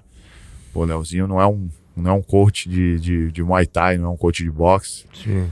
Mas tava lá no meu corner, entendeu? Um cara que eu sempre acreditei. Pô, todos os meus títulos mais importantes, ele tava lá no meu lado. Então, pô, foi um cara que eu aprendi muito, né? Na minha vida, até hoje eu aprendo. Ele é um cara muito diferenciado também, né, Pô. cara? Eu tive, assim, o prazer não conheço ele muito também, pessoalmente, mas eu tive o prazer de dar um treino com ele, quando ele era faixa marrom, eu era faixa azul, lá na Master, na época. Porra, mas já era um fenômeno, assim, cara. Eu já falava dele assim, pô, esse moleque é... Cara, não só isso, né? Com certeza o jiu-jitsu dele é algo que ele inovou, né? Eu acho que a inovação do esporte, tu assiste uma luta dele de 2002, tu assiste e fala, pô, essa luta é atual, né? A velocidade, o que muitos atletas hoje em dia fazem, ele já fazia, né? Naquela época, as lutas dele com o Shaolin, com o Charuto, né? Então eu era já muito fã dele, e depois o cara, pô, se tornou meu mestre, que eu aprendo muito até hoje, né? Moro na Flórida, mas sempre que eu posso eu vou na Califórnia, passo 1-2 semanas lá treinando. E eu acho que isso aí é algo que... Mas também, além do jiu-jitsu, ele como pessoa ali, se tu sentar aqui com ele, tu vai gostar demais da conversa, né? Sim. Então ele é um cara que não é só jiu-jitsu, né? Não é só tatame, tem muito mais. Eu aprendo muito mais com ele ali fora do tatame do que no tatame, né? Tatame, pô, todo dia tendo uma aula ali, ele mostrava uma posição e falava, pô, cara, como é que eu sou tão burro que eu nunca tinha pensado nisso, né? Ele mostra de uma forma tão simples que todo mundo se olha, se questiona. Eu olho pro cara do lado, o cara, tô pensando igual a você, tipo, todo mundo vê isso, né? Então é uma forma que ele faz o jiu-jitsu ser tão simples e, pô, é impressionante, né? Eu acho que se tiver uma oportunidade... Não, com certeza. Esse é um cara que, assim, eu quero muito, porque eu admiro muito também e eu acompanhei, né, cara? Ele tava na geração um pouco à frente da minha ali, mas já era um cara, naquela época, pra mim, era as referências que você olhava, né, cara? À frente do tempo. Né? E, porra, as lutas, inclusive no ADCC, naqueles começos, né, de ADCC, meu irmão. Os primeiros, né, do 99. Porra, muito animal, assim, da forma que ele lutava, né, cara? Com os caras grandes, inclusive, absoluto, enfim. Pô, aquilo ali, né, aquela luta dele com o Mark Kerr foi... Muito animal, meu irmão. Foi algo que... vai passar gerações, ainda vão falar dessa luta, né? Sim. Davi contra Golias, né? Foi uma parada... Ele mesmo, ele fala daquela luta ali com muito... Tu vê que foi o que mudou ali, né? Foi onde muita gente começou a falar o nome dele depois daquilo, né? Então mudou bastante. E o outro grande representante do jiu-jitsu, né? Que você vê, quando você vê essas diferenças de peso, de força, aí, meu irmão, você vê o cara conseguindo, né, lutar, enfim, performar com um cara desse, você fala assim, pô, irmão, tem algo especial no que ele faz. Obviamente ele é um cara muito diferenciado, mas, enfim, ele tava levando a bandeira do jiu-jitsu, né? Naquela época tinha muito essa separação, né, das artes marciais, né, e ele era o representante da nossa arte. Cara, como você falou, né, você falou a parada, ele levava a bandeira. Mas ele é um cara que ele leva até hoje, né? O que ele tá fazendo no One Championship, agora ele trabalha, né? Ele é o responsável pelo grappling do One Championship e se a gente vê o que está se tornando o grappling lá, é algo incrível, né? Então ele é totalmente... Ele é um dos grandes responsáveis disso, né? Sim. De tá escolhendo lá as lutas, tá sendo um cara que... Ele... tá mudando bastante o esporte, né? O esporte tá num momento que tá se profissionalizando demais e ele tá sendo um grande responsável, né? Pô, botar ali no cage, num evento que tem uma das maiores visualizações do mundo e tá ali o grappling tá sendo visto por todo mundo, eu acho que isso aí tá sendo muito bom pro nosso esporte, né? E ele tá sendo parte disso, com certeza. Muito. Bom, tem um cara também muito especial, cara, que eu acho que você teve uma amizade, um laço de amizade assim muito forte, né? E acho que até eu comentei aqui uma dos exemplos que você deu até pra humanidade aí, né, cara? Que foi aquele campeonato com o Leandro Lux, você levanta a mão dele, ele tava machucado. Acho que vocês chegaram na final absoluto, né? Uhum. E, enfim, é um cara que a gente foi uma perda muito difícil, né? Num momento muito difícil também. E você teve esse convívio, né, cara? Inclusive quebrando, como você falou, né? Essa coisa de você não falar com seu adversário, e você foi um grande exemplo, né? De quebrar essa barreira, enfim. E isso é um bom exemplo para as pessoas de começar a levar o esporte para uma visão positiva, né? Essa tua relação aí com o Leandro, como é que começou e como é que foi, né, cara? Porque assim, a gente via muito que existia realmente um laço de amizade forte ali, mesmo ele sendo seu adversário. Cara, eu lembro que eu tava falando no começo da entrevista, né? Quando eu me machuquei, foi até então, foi o momento mais difícil da minha carreira, porque realmente, depois disso que aconteceu, não tem nem dúvida, né? O momento, não da minha carreira, mas da minha vida, né? Foi essa perca, né? Porque o Leandro foi um cara que ele não foi um amigo, né? Ele foi um irmão, realmente, que eu não tive, que o esporte me deu ali. Foi um dos meus melhores amigos, que a gente teve uma carreira muito parecida, né? Mesmo tempo de faixa. Então, na verdade, eu conheci ele lutando com meus amigos, na verdade, com o Baiano, que fazia muamba lá, que me ajudava nas passagens. Primeira vez que eu vi o Leandro foi lutando contra o Baiano, que foi uma luta que deu briga, e ali... É mesmo? Eu lembro que a Thalita Treta, né, que é bem conhecida, era uma irmã do Leandro, ficou gritando ali, aquela torcida, mandando o Leandro bagunçar, e o Leandro já estava ganhando, o Baiano já tinha desistido da luta, e eu lembro que o Leandro mostrou a língua, assim, pra torcida, aquele negócio de pivete, 18 anos, a gente tinha... Eu lembro que o Baiano ficou revoltado, tirou força do além ali, deu uma botinha no Leandro, quebrou o pé do Leandro, e o Leandro não bateu, e ficou nessa. Aí eu lembro que o Baiano falou: eu não vou lutar a próxima luta, mas tu também não vai. Aí, porque o Leandro realmente machucou o pé, né? Não chegou a quebrar, mas machucou, luxou muito. E virou uma rivalidade, né?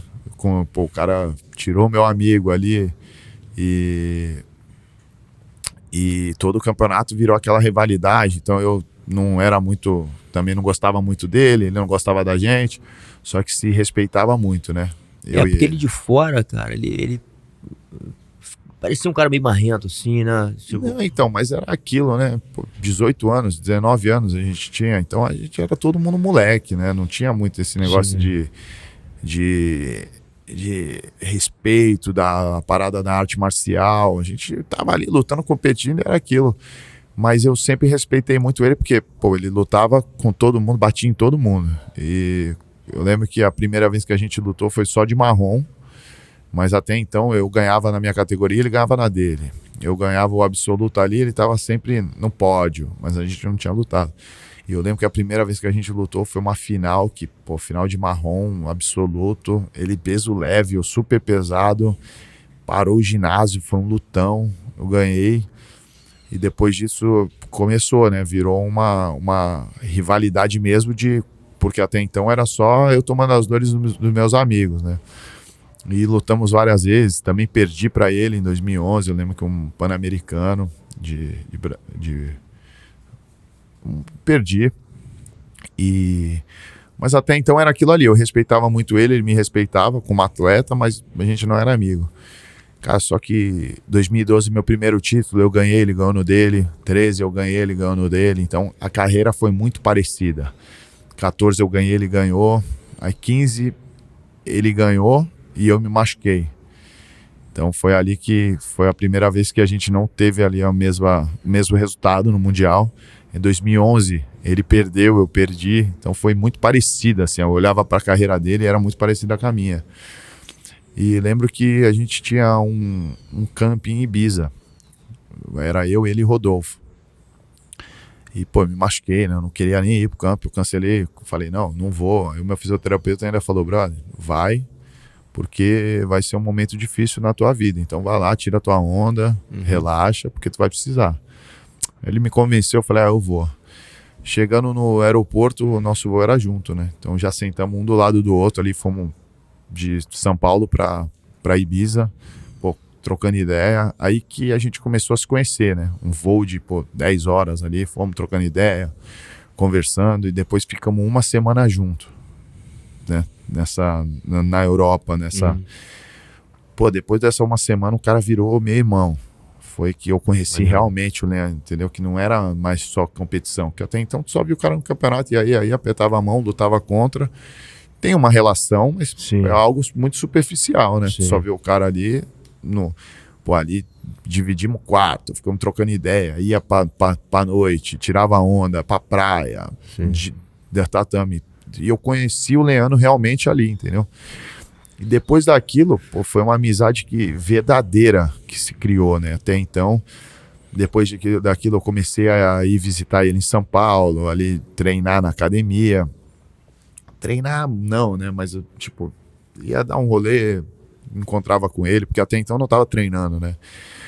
Mas eu lembro que o primeiro treino que eu fui fazer foi um pouco antes, assim, no Mundial, um mês antes do Mundial. E eu lembro que eu treinei com ele e ele me aliviou demais no treino. Não quis me bater ali. Pô, eu lutei com o cara, eu sabia que... E eu sentia aquilo, né? Quando alguém tá te aliviando, tu sente, né? Tu fala, puta, que merda. Tipo eu com o Mica aqui agora. Então, essa sensação, imagino ali que você deve ter tido. E eu senti que ele não caiu pra dentro, né? Se ele quisesse. Então, foi... Aí, mas até então, falei, pô, tu me aliviou. Ele, não, pô, tu tá forte e tal. Eu falei, eu lembro que o Preguiça também, até então, não era tão meu amigo. E tava no tatame também, a gente nem rolou, porque ia rolar um Mundial, né? E a gente não queria, sabia que ia lutar um contra o outro, e a gente nem treinou. Pô, resumindo a história, né? Aí fomos pro Mundial. Eu lutei e tal, foi o primeiro Mundial do retorno da minha lesão. Aí chegou na semifinal, eu e Leandro. Pô, falei, cara, tem que lutar com o cara, que era meu brother, né? Aí ali já ficou aquele negócio ali, cada um no seu canto, e antes da luta ele me chamou. Falou, pô, chega aí. Eu falei, pô, já era meu amigo, meu irmão ali, mas eu falei, cara, por que ele tá me chamando antes da luta, né? Antes, 10 minutos antes de entrar na luta. Tava rolando a luta e a gente era o próximo, né? A gente tava em deck ali, né? Eu falei, pô, Leozinho, o cara tá me chamando. Ele, vou lá, né? O cara tá me chamando. Eu falei, e aí, Leandro, o que foi ele?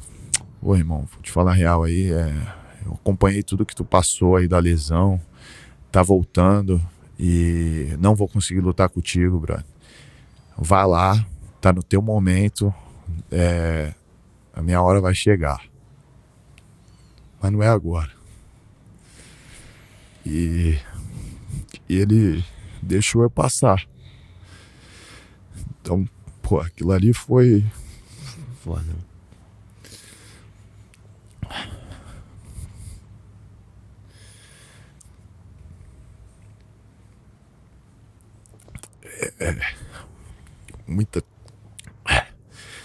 Muita gente nem sabe disso, né? E fui lá, lutei, e eu sabia que se eu lutasse com ele eu ia perder, porque realmente, um mês antes o cara tava me aliviando. Passou, né? Lutei a semifinal, ele falou que tinha se machucado, não entrou no tatame, mas era mentira, só falou que a hora dele ia chegar, mas era a minha hora. Mas essa parada ninguém viu ele fazer. Só eu, né? Foi uma conversa, eu e ele ali. O cara abriu mão do sonho dele pra eu, né? E viver o meu, vamos dizer assim. Ele poderia brigar pelo absoluto, poderia lutar comigo e perder. Sim.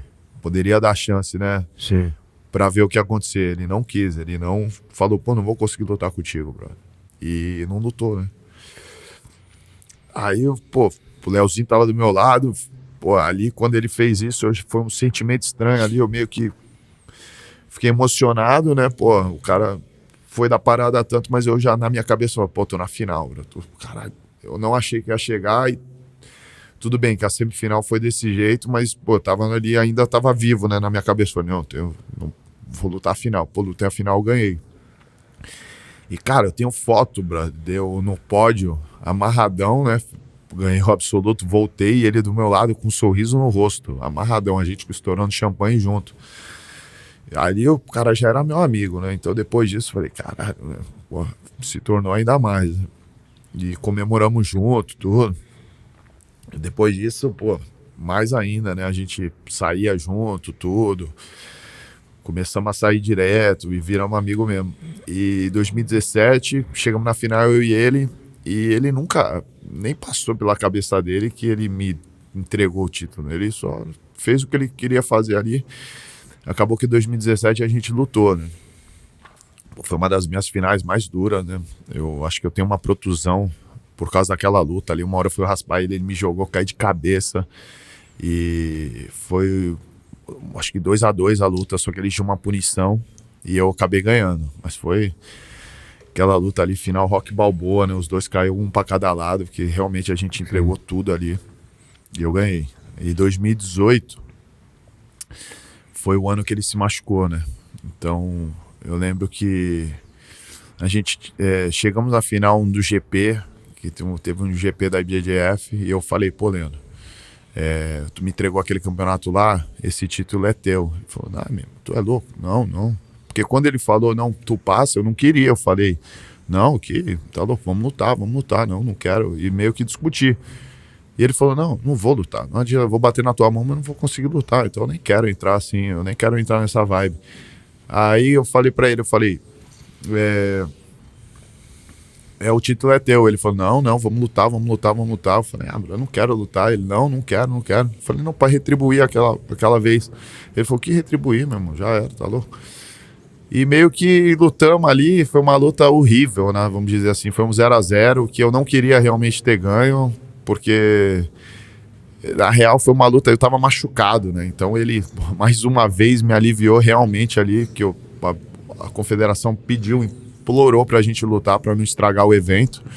Só que eu falei, pô, tô machucado. Então eu lutei a luta ali, foi aquela luta bem morna, 0-0, mas acabou que o juiz me deu a luta, né? Então eu lembro que foi até aquilo ali errado, né? Porque realmente ele ganhou, ele lutou melhor, mas meio que a gente sabia que a luta ia empatar, mas ele ia ganhar. Uhum. E, pô, ele não ganhou, né? O título veio pra mim. Eu falei, cara, que merda, né? Tipo, feliz, mas na real era $40 mil, mais 10 do vice, ficou 25 pra cada, né? A gente já tinha... a gente dividimos o dinheiro. Então, pô, na real era só questão do título mesmo, mas não importava. Pô, tava com meu brother ali, a gente dividiu o dinheiro. E 2018 foi o ano da lesão, né? E eu lembro que ele entrou, mas deu pra ver que ele tava um pouco distraído ali, né? Não tava, eu acho que ele tava muito focado na final do absoluto, pensando mais na final do absoluto do que do peso. E não sei se foi um desfoco ali, não. Na verdade, não tirando o mérito do Muhammad ali, mas eu acho que foi um erro que ele deu ali, o Leandro, que custou ali a posição, e ele tentando arrumar a posição, bom, machucou o ombro, né? Então, não... Eu acho que foi um erro técnico, vamos dizer assim, que custou, pô, não a luta, mas o ombro dele, né? E claro, ele perdeu a luta. Mérito total ali do Muhammad, que fez um campeonato impecável esse ano. Sim. E ganhou. Mas eu lembro que, pô, eu vi aquela situação e depois daquilo o cara ia lutar comigo a final, né? Pô, sem condição nenhuma. Então eu lembro que quando eu vi aquilo, eu só fui falar com o Leozinho, que é meu mestre. Eu falei, pô, Léo, eu quero retribuir o que ele fez por mim. Sei que, né, a equipe me ajudou muito, mas, pô, o que tu acha se eu fizer isso? Porque tem aquela briga também de título, né? Sim. O campeão absoluto ali vale muito ponto, né? Então, queira ou não queira, eu ia atrapalhar um pouco a equipe, mas o Leozinho falou, meu, faz o que teu coração tá mandando. Eu falei, então, legal. Meio que tive a aprovação ali do Léo. E eu lembro que o Leandro já tava sem kimono, já tava, pô, puto, né, ali de ter se machucado. Eu falei, pô, bota o kimono aí, vamos ali só pra fazer uma foto. Ele falou, não, meu irmão, nem quero, pô, já era. Eu falei, não, por favor, bota o kimono, vamos lá. Aí ele nem queria botar o kimono, ele só jogou por cima, né, já tava enfaixado, fazendo gelo. E quando eu fui lá, eu falei pro juiz, falei, pô, o título é dele. O juiz falou, tem certeza? Eu falei, não, tem, pô, tá bom. Aí levantaram a mão dele, né, tipo assim... Pô, ali na parada, o Bochecha, pá, saiu muita coisa como se eu fosse o bonzinho, mas, pô, porque foi na frente de todo mundo, né? Então todo mundo só viu o que eu fiz, mas ninguém viu o que ele fez no 2016, né? Foi 2 anos antes. Então aquilo ali, pô, foi nada, né? Quem começou com isso, quem fez o gesto nobre de verdade foi ele. Então aquilo ali estava sendo só uma retribuição. Mas ninguém sabia, né? A parada aconteceu, só eu e ele, ninguém viu. Não que o meu eu fiz para alguém ver, eu só fiz porque era o momento que meu coração também eu achei que eu tinha que fazer isso, que era uma forma de retribuir realmente. Só que a minha parada todo mundo acabou vendo e a dele não, né? Então por isso que quando falam disso, o ato nobre mesmo foi dele, né? O meu ali foi algo recíproco. Então, pô, a nossa amizade aí foi um grande exemplo isso, né? Então, que não era mais sobre título, quem era melhor ou quem fazia mais. Não, meu irmão, era... Eu lembro que a gente dominou aí durante tempos, né? Sim. 2016, 2017, 2018, 2019. Tudo bem que 16 foi semifinal, mas 17, 18, 19 foi eu e ele na final. Então a gente dominou aí muito tempo, né? A categoria absoluto. E ficou um título para mim, um título para ele, um título para mim. Então, pô, rolou até isso, né? De um abrir mão do sonho pro outro. Então, pô, acho que isso dos títulos foi algo mínimo comparado ao que a nossa amizade é, né? Que vai ser para sempre, né? Muito animal, cara. E muito legal você expor isso, né? Porque acho que isso serve muito como exemplo. Vocês foram exemplo de uma geração, cara. Mudaram a geração, mudaram o jiu-jitsu. Como eu falei, né? A gente veio de uma geração também um pouco mais briguenta. Foi importante, como a gente fala, mas vocês com esses gestos todos nobres, né, cara? E a gente perde eles de uma maneira, porra, inexplicável, né? Não sei nem se você sabe muito, né, cara, assim, o que houve, porque ninguém entendeu muito, né, o que aconteceu direito e fica, né, esse negócio hoje no ar, porque o cara que fez isso com ele pode ser inocentado, né, cara, como, sei lá, meu irmão, legítima defesa, sei lá o que os caras vão alegar, né? Eu não acredito que ele vá ser inocentado, né, de uma forma alguma, porque o que ele fez não tem explicação, né? Foi um crime, foi uma covardia, foi um assassinato, uma execução. Mas como qualquer crime no mundo tem o direito à defesa, né? Então a defesa dele vai ser apresentada, né? Acho que a primeira audiência vai ser dia 3 de fevereiro. Mas a justiça vai ser feita, né? A dos homens e a divina, esse cara vai pagar de alguma forma, né? Sim. Não tem como. E eu tenho certeza que a justiça vai ser feita, mas é o que nos resta, né? São lembranças e rezar para isso. Legal. Bom, vou mudar aqui um pouco também. A gente falou aqui um pouco antes, cara.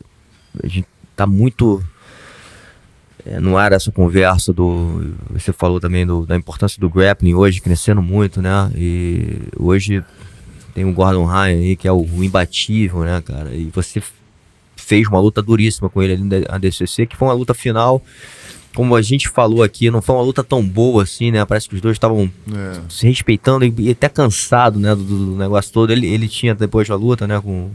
Não, se bem que não. Foi depois disso que ele... Foi verdade. Foi 19. Verdade, mas enfim. Foi uma luta ali que ficou vamos ver de novo esses caras se enfrentando, né? Uma luta que todo mundo quer ver. Eu gostaria muito, a galera fala de outros adversários, mas eu acho assim, um cara que eu gostaria muito de ver lutando com o Gordon de novo é você, né? E até um pouco a sua visão dele, assim, o que ele faz de tão diferente que, meu irmão, o cara tá anulando, né, o jogo de qualquer um que luta com ele, né? Parece que ele tá, assim, alguns níveis à frente da galera. Eu acho que o cara é um cara que não tem muito segredo, né? O sucesso dele, né? Foi trabalho duro ali, o cara treinou muito e chegou a um nível que acima de todo mundo, né? Então acho que isso aí, eu acho que o que não tem segredo é o sucesso dele, né? Porque ele conquistou isso aí e o que ele vem fazendo pelo grappling é algo que ele levou, né? Ele, com certeza, ele alavancou isso aí, levou para um próximo nível, para outro patamar, não tinha chego antes, né? Então acho que ele foi a junção ali do tempo, né, de estar melhorando tudo e desse personagem que ele criou, do que ele nas mídias sociais e também dentro do tatame, né? Porque, pô, o cara vai lá, fala e faz, então acho que foi tudo uma junção perfeita, né? Então acho que ele tá sendo merecedor de tudo isso aí que ele tá conquistando. É um cara que realmente é muito duro, estuda muito jiu-jitsu, né? Que hoje em dia ninguém mais, todo mundo, eu mesmo era uma geração ali que a gente estudava, mas não tanto, né? Eu ia lá mais porque gostava mesmo ali de sair na porrada, de treinar, mas pô, a galera vamos dizer assim, é nerd mesmo, né? Tá o dia inteiro ali estudando e acho que isso aí tá trazendo, ele tá colhendo fruto, né? De tudo isso aí que ele vem fazendo, com certeza. Sim. Você tem a vontade dessa luta? Tenho, tanto que depois da luta ficou aquele, né? Foi uma luta, foi uma das piores lutas, assim, vamos dizer, da minha vida. Não porque mais feias, vamos dizer assim, né? Porque foi 30 minutos 0-0. 100 pontos pra ele, 100 pontos pra mim. E não tô falando porque foi uma das lutas mais feias que eu já vi, que eu já fiz, não porque eu perdi. Contra o João Gabriel também acho que foi 2018. Foi quando eu ganhei o meu 10º título mundial. Foi também uma das lutas mais feias que eu já fiz. Só que eu ganhei. Então não é porque eu perdi aquela luta do Banco Golpe. Aquela luta truncada, nada acontece, 0-0. E ele, eu nunca tinha conquistado o absoluto do ADCC. Ele também não. Ele já tinha perdido na final, eu também. Então os dois queriam muito o título. Então ninguém queria arriscar, né? Eu lembro que eu tava perdendo a luta, tava tendo muita dificuldade para passar a guarda dele, para fazer um ponto. Ele conseguiu chamar ali, teve até muita controvérsia que ele chamou ali na hora errada, era para ter tomado uma punição. Podia ter tomado, mas depois ali o juiz falou o ponto de vista dele, mas não foi algo claro, então me destabilizou também. Falei, pô, ele chamou, perdi a chance de derrubar. E chegou um momento que eu comecei até a me expor, né?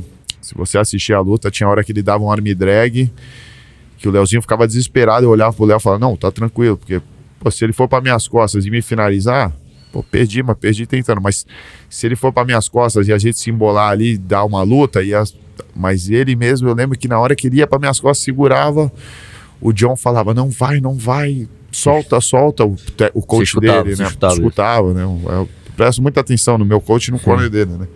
E eu lembro que o John falava, fica desesperado, falava não, pra ele não ir, ele escutava o coach e largava. Eu falei, então o cara tá malandro ali, ele já viu a minha estratégia, né? Que era a luta virar porrada e alguém pegar alguém. Eu sabia que não ia rolar ponto. Mas ele não caiu nesse jogo, então foi um trabalho ali.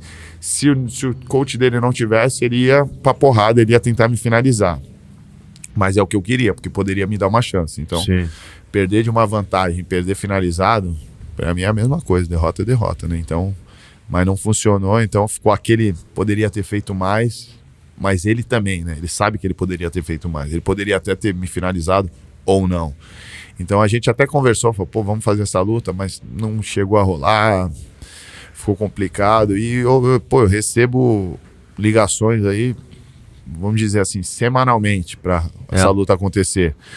Só que é aquilo, né? Todo mundo quer ver a luta, mas ninguém quer pagar. Então, eu tô bem no MMA, nunca tive tão bem financeiramente, em questão de bolsa. Vou largar tudo isso aí, por quê? Só pelo ego? Perdi, quero ganhar. Já passou essa minha fase de ter perdi pra esse cara, eu quero lutar com esse cara de novo, luto de graça. Já tive isso, né? Hoje em dia eu sou profissional, então, pra eu largar a minha vida, tudo que eu venho fazendo, treinando MMA, deixar de treinar boxe, deixar de treinar Muay Thai, pra me focar no wrestling e no no-gi, tem que valer a pena, né? Então a galera não vê muito isso. Não, mas tu já tá treinando sem kimono. Não é assim. Pra lutar contra um cara desse que tá sendo, acho que o melhor da atualidade, talvez um dos melhores de todos os tempos, eu tenho que me empenhar, né? Não vou assinar um contrato pra lutar ali de qualquer jeito. Não, se eu assinar esse contrato vai ser pra fazer uma luta. Então, realmente tem que ser um dinheiro que vai valer muito a pena pra mim. Só que na cabeça dos managers, dos empresários, talvez não... Entendeu? Não faça sentido, mas no meu ponto de vista, eu luto. Eu lutaria amarradão. É uma luta que muita gente me pergunta, qual luta que você faria, voltaria pro grappling? Com certeza. O Gordon Ryan, né? E de kimono, uma luta que eu acho que faria sentido, que eu botaria o kimono e treinaria para lutar, seria uma terceira luta com o Roger Gracie. Sim. Até então, esse fulano que ganhou aí o Mundial, o recente, o Absoluto, o Ciclano, eu não tenho vontade, entendeu? Sim.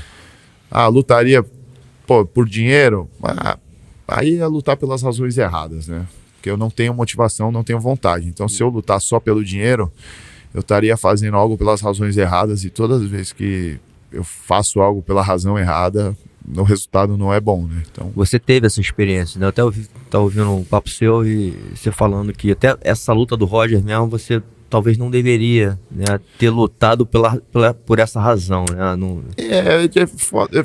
É errado falar isso, né? Porque parecia que é uma forma de uma desculpa, mas realmente, o resumido a minha história, eu e Roger, eu acho que a primeira luta, eu ganhei o Mundial 2012, peso absoluto.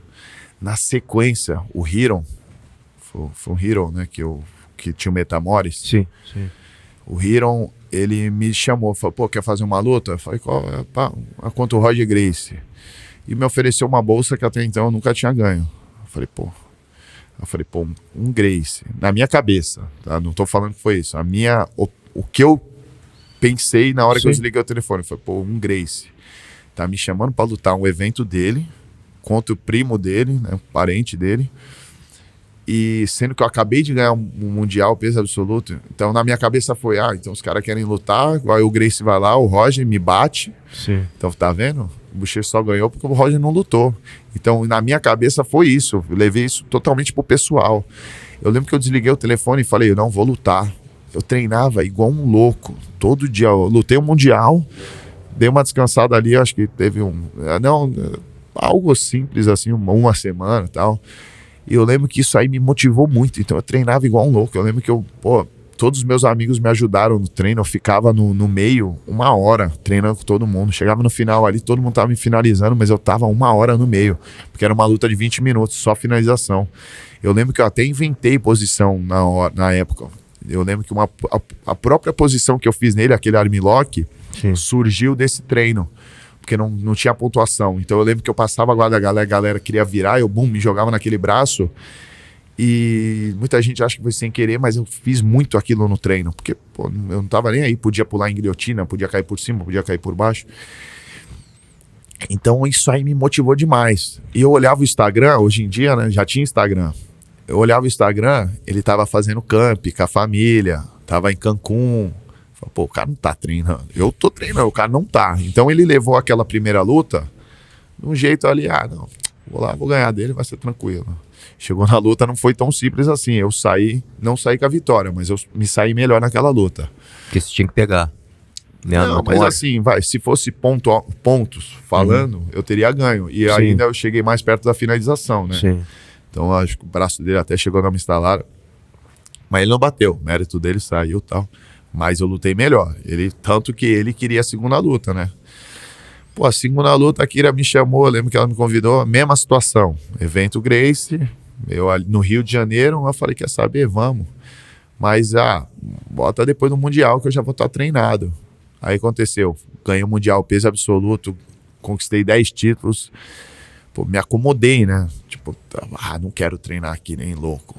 Eu ia lá na academia, ia ser 15 minutos a luta. Eu lembro que eu ia, depois do Mundial, descansei um pouco, depois de lutar 8 lutas.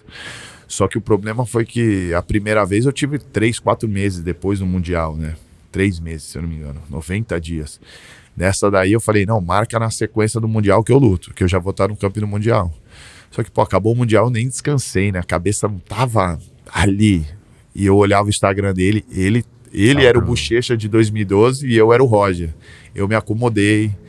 Não me acomodei, mas eu não treinei como eu deveria ter treinado. Então, e ele não lutou nada o ano inteiro. Então ele estava focado totalmente em mim. E eu, lutei um campeonato, lutei um mundial. Entendeu? Então eu não dei o foco realmente que eu precisava naquela luta. Chegou no dia da luta, eu senti isso, né? Eu falei, eu não fiz o que eu deveria ter feito. Então eu senti isso, né, que que ele não deu a atenção que ele devia na primeira luta e eu não dei a atenção que eu devia para ele na segunda luta. Então, por isso que eu lembro que até eu tinha essa sensação que eu não ia ser uma luta tão boa para mim. Eu falei, então, eu lembro que a gente fomos até no combate gravar um programa e no meio do programa eu falei, pô, a primeira luta eu fui melhor ali, vamos dizer, se tu ganhar a segunda, vai precisar de uma terceira luta para desempatar, né? Aí a gente meio que, resumindo a história, falou, não, aí a gente apertou a mão e falou, não, então, independente do resultado da segunda, eu vou fazer a terceira. Aí ele falou, eu também. Falei, então mesmo que se eu perder, vai ter, né, na minha cabeça. Não era um pensamento muito bom, mas já estava garantido. Eu lembro que quando ele me finalizou, na hora ele se aposentou. Eu falei, puta que pariu, vou amargar essa, né? Mas eu falei, mas não que eu nunca desafiei ele, nunca falei que queria. É algo só que eu disse, como eu disse, faria sentido pra mim, não que eu quero, não que eu desafiaria, entendeu? Não que, o Roger foi, acho que o maior aí da história, né? Fez o que fez e se ele quis se aposentar, acho que ele não deveria, eu acho que ele não devia tenho que lutar a terceira. Acho que ele fez o que fez, foi um momento certo ali, eu acho que qualquer um faria a mesma coisa, né? Se aposentaria naquela situação e tanto que nunca fiquei algo que, fiquei pedindo essa luta, pedindo essa revanche. Então, resumindo a história, eu acho que foi isso, né? Mas com certeza, acho que o mundo gostaria de ver uma terceira, né? A famosa, o Tiratema. Seria outra luta, assim, que eu acho que faria sentido, né? Acho que em relação a isso, né? Muito. Tipo, cada um viu, eu vi dessa forma, né? Ele não treinou do jeito que ele tinha que treinar para a primeira, eu não treinei do jeito que eu tinha que treinar para a segunda. Mas não é desculpa, né? Nem tanto ele não pode falar isso da primeira e eu não posso falar isso da segunda, mas é a forma que eu vejo. E há outro cara que falam também muito para casar com o Gordon, né? Uma luta, né? Eles até estiveram junto agora. Treinaram não sei junto. se vai rolar, mas já é uma luta que a galera fica meio que... aquelas lutas, né? Mesma coisa que falar que queria ver, tipo, eu e o Rickson, algo que não vai rolar, né? Outra geração, acho que, claro que o Roger, se quiser competir, ele compete, mas são lutas que a gente sabe que não vai acontecer, né? Tipo, Marcelo Garcia contra Leandro Lô, né? Quem não queria ver uma luta dela, mas nunca, não aconteceu e nem vai, né? Infelizmente. Mas eu acho que seria essa analogia, né? Então acho que ele foi lá, treinou, ele gosta, né, do John, gosta do Gordon, foi lá, passou um tempo, então... Mas eu não acredito que possibilidade zero dessa luta acontecer, né? Tanto a minha quanto a dele com ele, o Bochecha contra o Roger e o Roger contra o Gordon. Acho que possibilidade zero. Tem um lance até que eu falo muito aqui nas conversas, que é o jiu-jitsu esportivo, né? E o jiu-jitsu essência, né? Que a essência do jiu-jitsu é muito defesa pessoal, né? Inclusive, eu acho que o jiu-jitsu estourou no mundo, provando que era a arte marcial mais eficiente, né? Principalmente pelo Royce, que foi o grande representante, enfim. E hoje tem esses questionamentos, né? A gente foi abandonando um pouco a essência, muita gente chega a faixa preta sem saber muita coisa de defesa pessoal, né? E ao longo do tempo também veio caindo esse rendimento da galera do jiu-jitsu na porrada, né? E você é um cara hoje, assim, representante do jiu-jitsu, que fez essa transição de uma maneira, meu irmão, muito, muito eficiente, né? Porque talvez ninguém acreditasse que um cara que focou a vida em competições de jiu-jitsu, né? Se dá bem, né? E eu lembro até de um papo nosso, assim, quando a gente fez o workshop, a gente tava conversando, só pra comer, e você falou assim, eu nunca fiz muito defesa pessoal, enfim, né? Não era uma coisa que, acho que até da tua geração, assim, já era uma coisa que tava meio de lado, a galera muito focada no esportivo. Mas você hoje tá representando o jiu-jitsu, cara, né, de uma maneira, inclusive fazendo as lutas como lutador de jiu-jitsu. Obviamente você tá treinando tudo, né? E acho que é muito importante você ter a visão de tudo. Eu botei ontem, inclusive, um corte do Roller falando isso, né, cara? Uma coisa que acontece, o Damian também falou isso. Ele falou assim, teve um momento que, cara, eu comecei a me desvirtuar um pouquinho, comecei a querer trocar muito, mas eu senti que meu negócio era o jiu-jitsu, era onde eu ganhava, onde, eu dominava, e voltei, e foi quando ele realmente teve uma ascensão de volta. Enfim, como é que foi pra você essa transição, né, cara? Assim, você sair de um ambiente muito esportivo, voltado àquela estratégia de jogo e ir pra uma completamente diferente, né, cara? E é difícil, nem todo mundo. Você vê o próprio Rodolfo, né, tá aquela ali de sofrer um pouco com isso, né, com essa transição. Eu acho que muita gente, como você falou, né? A minha geração já não tinha, né? Eu lembro que defesa pessoal era algo raro, assim, de eu fazer uma aula de defesa pessoal. Não fiz nada, assim, até ruim falar, mas eu não lembro de ter feito muita defesa pessoal, né? Mas depois de faixa preta, campeão mundial, comecei a ir em alguns seminários, inclusive fiz um com o Royler. Eu achei maneiríssimo o seminário de defesa pessoal. Maneiro. E foi ali que eu comecei que eu achei muito irado ali o seminário. Eu lembro que foi até na academia do Johnny Faria. E eu dei um seminário junto com ele, né? E a parte dele foi de defesa pessoal, né? Foi mais jiu-jitsu ali de competição, né? Sim. E o dele foi de defesa pessoal. E pô, eu achei irado. Depois disso, eu acabei até dando seminário de defesa pessoal para US Marshals lá, que eu tinha um aluno que era, então acabei me interessando, né? Mas infelizmente só depois de faixa preta, né? Então acho que isso aí realmente está faltando hoje em dia. Numa academia ali ter uma aula na semana que seja, vai fazer muita diferença, né? Porque, pô, faixa preta, campeão mundial, mostra aí 10 posições de defesa pessoal. Pô, eu ia coçar a cabeça ali, ia inventar, né? Mas então, acho que esse seminário com o Royler aí abriu bastante minha cabeça em relação a isso. Esse interesse, né, pela defesa pessoal.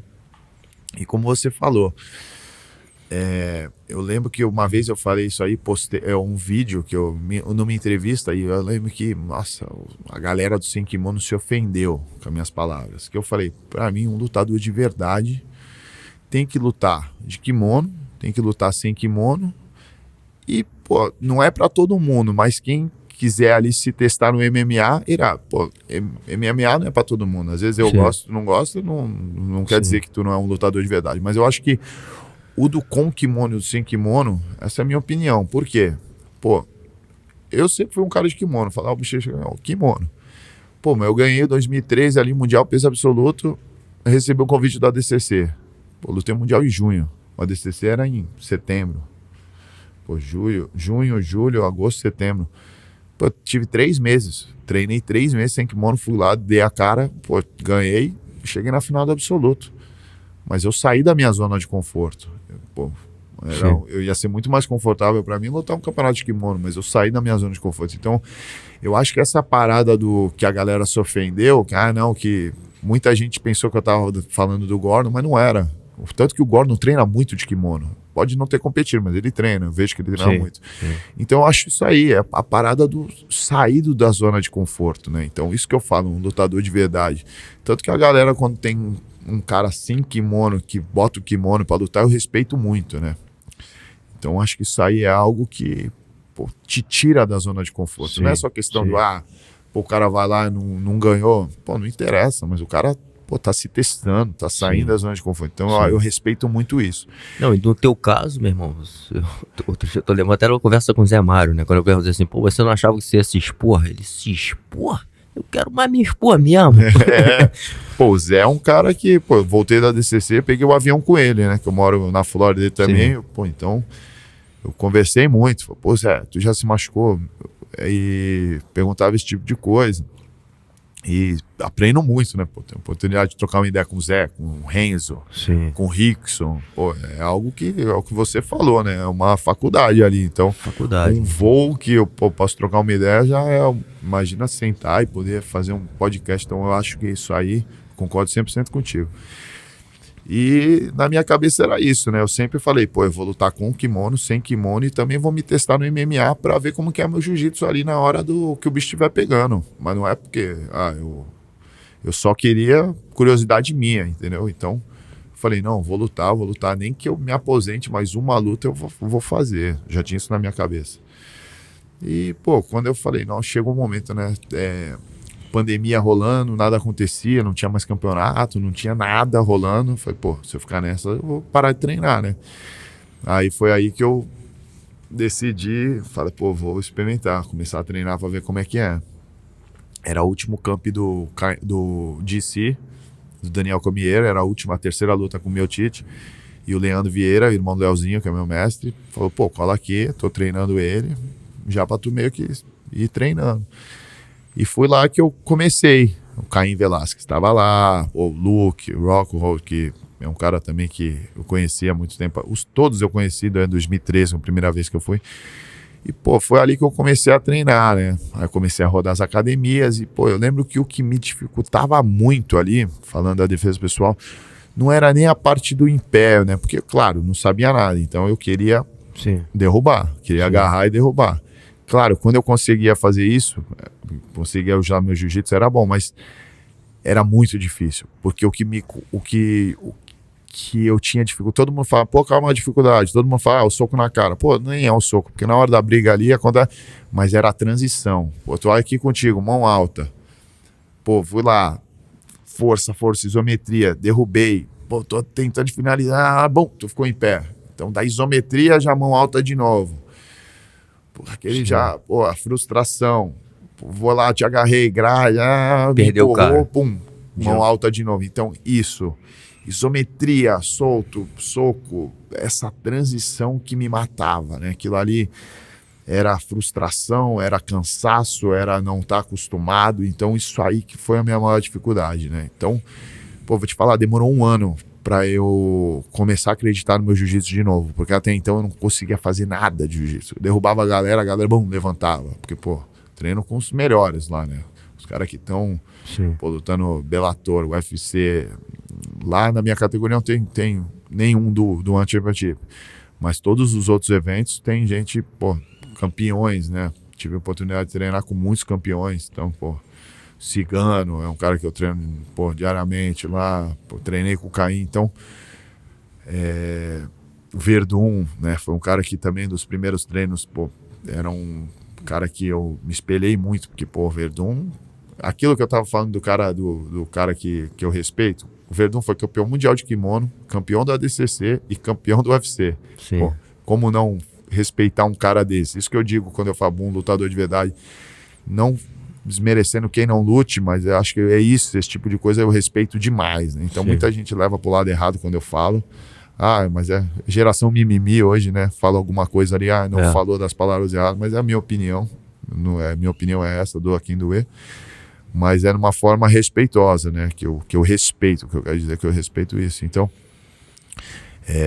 isso aí foi algo que me frustrou muito no começo, mas depois que eu comecei a entender, comecei a me sentir melhor, comecei a perder aquele medo ali de se frustrar, puta, aí melhorou muito, né? O primeiro ano foi difícil, o segundo já melhorou muito e no segundo ano já fiz minha estreia. Quando entrou lá eu tava calmo. Tava. Pô, 10 vezes mais calmo do que eu fazer uma final de absoluto na pirâmide. É mesmo? É algo impressionante. Tanto que hoje em dia eu fazendo a mão, eu tô fazendo a mão aqui, o cara fazendo minha mão, eu tô trocando ideia contigo, dando risada, brincando com meus amigos, com meus corners, né, que estão lá comigo. E no jiu-jitsu não era assim, né? Mas por que você acha isso, assim? Porque sei. na porrada, meu irmão. No jiu-jitsu já te dá uma adrenalina do cacete. Quando você vai sair na mão com o cara, meu irmão, vai tomar, sabe que vai tomar algum soco na cara, provavelmente vai tomar. Pô, mas eu acho que é a pressão do jiu-jitsu, né? Eu praticamente, depois do Roger, eu dominei uma década, né? Ali o cenário de kimono, né? Vamos dizer assim. Não é arrogância falar, mas, pô, conquistei 13 títulos em 9 anos. Então foi... Não, 9 anos, não, até menos. Então eu fiquei muito ali sendo o quê? O favorito, né? Entrava na chave, pô, o Bochecha é o favorito. Então eu tinha um alvo gigante nas minhas costas. Então eu sempre entrava sendo favorito e sempre todo mundo querendo ganhar do favorito. Então chegava na final, era sempre aquela cobrança, né? Pô, muitas vezes eu ganhava o campeonato e sentia mais um alívio do que felicidade, né?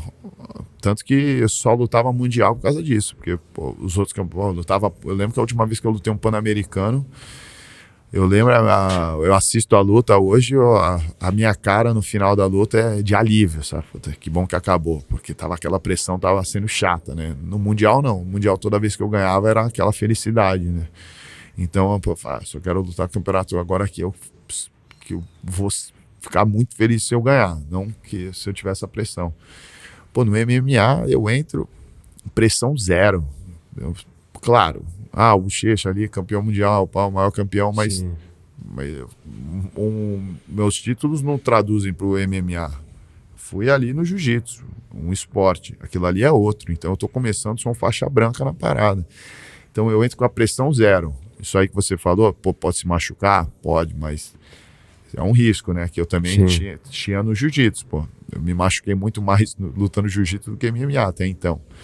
Então é diferente, mas claro que eu tenho aquele medo, receio ali de me machucar, mas não tenho metade do nervosismo na pressão que eu sentia lutando uma final de absoluto. Eu lembro que os momentos que antecediam as minhas lutas com o Rodolfo era aquela parada, aquela sensação, frio na barriga, olhava pra ele do outro lado ali, ele sempre, não sei porquê, ele sempre ficava do lado direito, eu ficava do lado esquerdo, briga de torcida, briga não, né, a galera cantando de um lado, cantando do outro. Eu lembro que me dava uma ansiedade, dava uma sensação estranha. Eu lembro que eu botava meu fone, entrava ali no meu mundo e tinha aquele momento comigo ali, tinha que me acalmar, né? Então era uma parada muito louca, né? Vamos dizer assim, que aquilo ali que me fazia lutar. Que depois o nervosismo, mas depois assim, eu lembro que toda vez, pô, não quero mais passar por isso. Tá louco, não aguento mais. Mas depois a sensação que era a recompensa da vitória valia a pena, né? Então competição é uma parada é difícil explicar, né, o que era ali, né? Infelizmente poucas pessoas sentiram isso, né, de estar numa final de absoluta ali, mas é uma sensação que eu gostaria que as pessoas pudessem sentir, né? Mas eu acho que os esportes, né, cara, a gente conversa com muita gente assim, os esportes de alto nível, eles levam, né, hoje os radicais também, eles levam com uma adrenalina muito alta, que é muito maluco, como você tá falando, porque, porra, você não quer muito ficar sentindo aquela sensação. Naquele momento ali, tu fala assim, porra, eu quero sair daqui. Mas depois você quer de novo. Você quer sentir aquela porra de novo. Na verdade, você não quer, mas... quem não mas quer, te faz sentir, né? Te faz querer sentir. O famoso amor e ódio, né? É muito maluco, né? Essa coisa da mente humana, né? Eu lembro que, pô, uma coisa que eu senti algo parecido foi pular de paraquedas, né? Que é uma adrenalina... Porra, eu não tenho nem vontade dessa porra. Pô, mas é uma adrenalina que... Pô, eu cresci assistindo... Eu acho que o filme que marcou a minha adolescência ali foi o Caçadores de Emoções, né? Que a galera pulava, pegava onda. Então, desde esse filme, eu sempre tive o sonho de pular. E foi uma adrenalina que eu senti... também é algo que é difícil explicar, né? Então, eu lembro que eu até botei uma pilha pro meu treinador, o Catel Cubes, que é o meu mestre Muay Thai. Pô, vamos fazer o curso para pular sozinho, né? Sim. Ele, bora. Ele foi e eu não fui, porque eu fiquei com medo de queimar essa adrenalina antes da luta, né? Porque é muita adrenalina. Eu falei, não, eu vou dar uma segurada, porque na luta tu precisa, né, de adrenalina. Então, na minha cabeça, não sei se faz sentido, se não faz, mas falei, pô, deixa eu guardar essa adrenalina um pouco pra luta ali que eu vou precisar. E eu não fui, ele acabou fazendo o curso, tá pulando sozinho, e eu não, e eu que pilhei ele, né? Então, mas eu quero fazer, é algo que eu vou fazer ainda, mas só tô esperando alinhar o momento ali pra não gastar essa adrenalina toda, porque é algo que realmente, acho que quem não fez vale a pena fazer. Sim, irmão. Bom, falar agora aqui num lance que você falou que você tá fazendo um documentário, né, cara? E, porra, deve ser muito animal, né? A gente até tá fazendo também um documentário aqui dos Irmãos Valentes, né? Que maneiro. A gente tá produzindo, então a gente deve lançar esse ano. Mas assim, um documentário sobre sua vida deve ser, porra, muito animal. Não sei que estágio que tá, é até legal você falar um pouquinho, né? Assim, quando é que vai lançar, enfim, como é que tá isso, mas... Porra, é uma história, né? Eu acho que você contou aqui grande parte dela, uma história muito rica de conteúdo ali, que eu acho que não só rica de conteúdo, mas um grande exemplo para as pessoas, né, cara? Cara, eu acho que como você falou, né? Muita história e, pô, maneiro também desse documentário, eu não sabia do que você falou. Fazendo, né? Irado, pô, quero ver também. Na verdade, tudo começou com um amigo meu, né? Que o Bruno Lemos, Não sei se você Sei, conhece. sei lá do Hawaii. O Bruno Conheço Lemos. muito o irmão e o Bruno também eu conheço. A gente já fez trabalho juntos também. O Bruno Lemos é um cara que é da antiga, né? Sim, Ele é faixa sim. marrom do Helson. Pô, Sim. treinar ele deu, acho que eu não sei se ele é preto ou marrom, mas eu sei que ele é um cara que está envolvido com a luta aí há muito tempo, né? Mora há anos no Havaí, né? E entende muito de luta, mas o que fez ele ser quem ele é foi o surf, né? Ele fez muito filme de surf, Sim. que alguns até foram para o cinema, filmes grandes, né? Lembro que ele fez eu não sei exatamente, mas ele fez alguns. E o Bruno foi um cara que botou essa pilha, né? Falou, poxa, tua história, pô, tu tem que documentar isso aí de alguma forma, escrever um livro, sei lá. E ele que falou, vamos fazer. Ele tá sendo o produtor, né? O diretor desse... Mas, na verdade, não foi um documentário, né, gente? O objetivo é fazer uma série grande. Legal. Só que, para essa série, foi feita uma pesquisa, né? Uma pesquisa grande de muita coisa, de luta, de história, de entrevista. E nessa pesquisa acabou saindo o documentário, né? Então, Entendi. o documentário é só uma pequena parte de tudo que a gente... dos projetos. Mas essa série é realmente o objetivo final. Mas nessa pesquisa acabou saindo o documentário que já está pronto. Tá na edição final.